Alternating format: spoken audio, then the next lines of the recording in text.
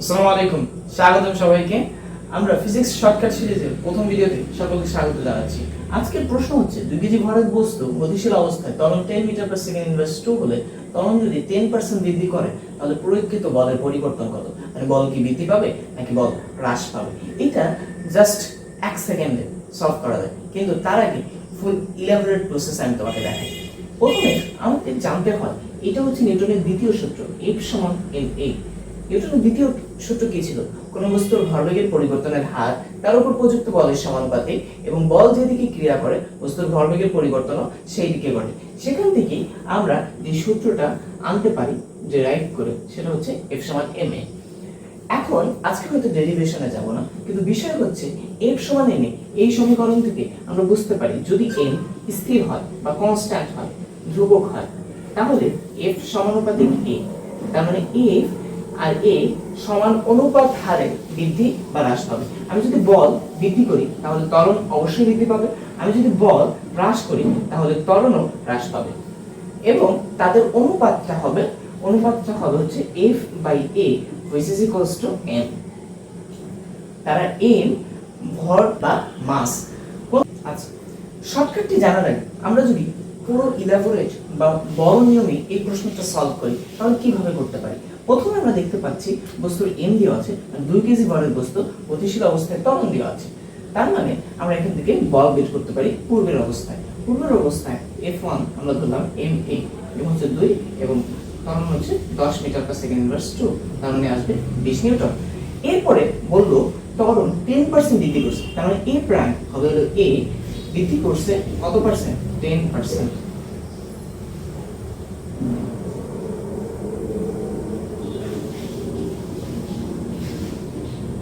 মানে কত? আগে ছিল 10 into 10%,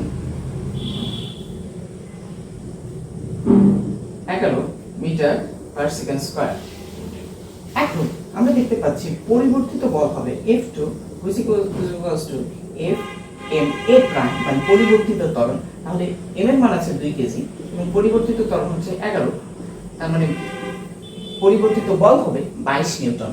এখন প্রয়োগকৃত বলের বৃদ্ধি পাবে না হ্রাস পাবে? আমরা অবশ্যই দেখতে পাচ্ছি বল অবশ্যই বৃদ্ধি পাবে, এবং এখন বল কত পার্সেন্ট বৃদ্ধি পাইছে তা বের করার জন্য আমাদের আগে পরিবর্তনটা বের করতে হবে।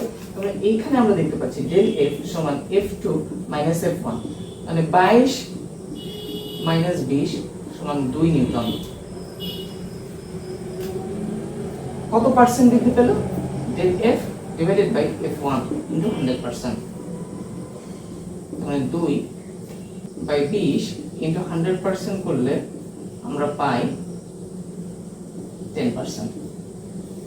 এখন দেখো, তোমাকে এই প্রশ্নটি সমাধান করতে প্রথমে শুরুতে বল কত প্রয়োগ করা হয়েছিল তা বের করতে হয়েছে, এরপর ত্বরণ বৃদ্ধিপ্রাপ্ত হওয়ার পর পরিবর্তিত ত্বরণ কত তা বের করতে হয়েছে, এবং সেখান থেকে তোমাকে পরিবর্তিত বল বের করতে হয়েছে, এবং বল কি পরিমাণ বৃদ্ধি পাইছে তা নির্ণয়ের জন্য তোমার বলের পরিবর্তন করতে হয়েছে, এবং তাকে প্রথমে যে আদি বল ছিল সে আদি বল দিয়ে ভাগ করে 100% করে তুমি পেয়েছো প্রয়োগকৃত বল কি পরিমাণ বৃদ্ধি বা হ্রাস পাবে। যেহেতু ত্বরণ বৃদ্ধি করা হয়েছে তার মানে অবশ্যই বল কিন্তু বৃদ্ধি হবে, তার মানে বৃদ্ধির পরিমাণ হচ্ছে 10%। তুমি এত বড় অঙ্ক করে জানতে পারলে, এবং অপশনে দেখো বি নাম্বার অপশন, উত্তরটি হবে 10% বৃদ্ধি। এবং আরো একটা জিনিস কি তুমি খেয়াল করছো, এখন আমরা শর্টকাটের মাধ্যমে দেখো বস্তুর ত্বরণের বৃদ্ধি কত পার্সেন্ট?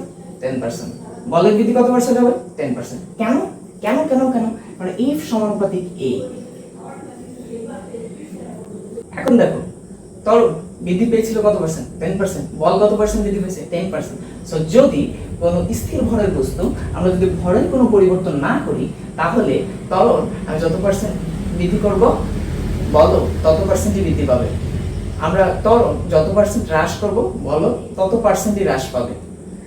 হয়তো বল হ্রাসের পরিমাণ কিংবা ত্বরণ হ্রাসের পরিমাণ দুইটা ভিন্ন হইতো।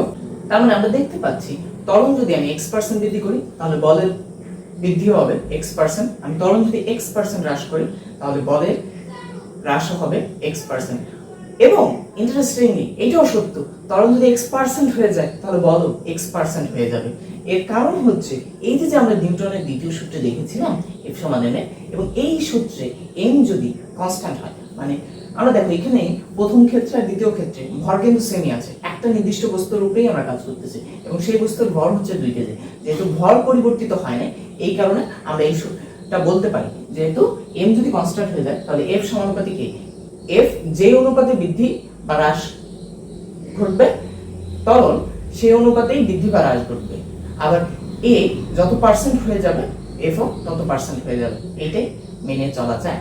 সো এরপর থেকে শর্টকাট সিরিজের প্রথম শর্টকাট 1 সেকেন্ডে কিভাবে সমাধান করবে? কত পার্সেন্ট বৃদ্ধি পেয়েছে? 10%। বলের বৃদ্ধি কত পার্সেন্ট হবে? 10%। উত্তর রয়ে গেছে। 1 সেকেন্ডে এই সব এমসিকিউ দেখবেন আর সলভ করতে পারবেন।